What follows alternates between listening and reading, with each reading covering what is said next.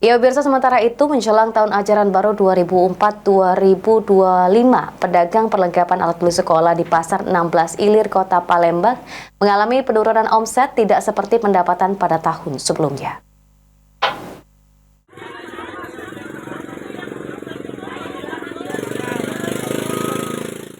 Pedagang perlengkapan alat tulis di Pasar 16 Ilir, Palembang mengeluh jelang tahun ajaran baru 2024 karena pendapatan mereka yang diperoleh tahun ini menurun drastis.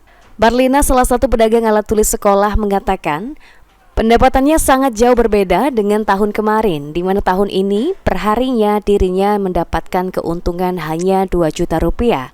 Berbeda jauh dengan tahun kemarin yang bisa mencapai 5 juta per hari.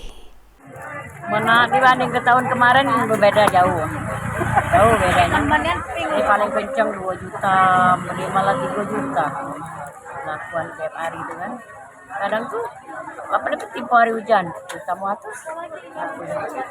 Itu untuk musim kemarin ya, Bu? Tahun kemarin? Tahun kemarin jauh, masih 5 tahun kemarin.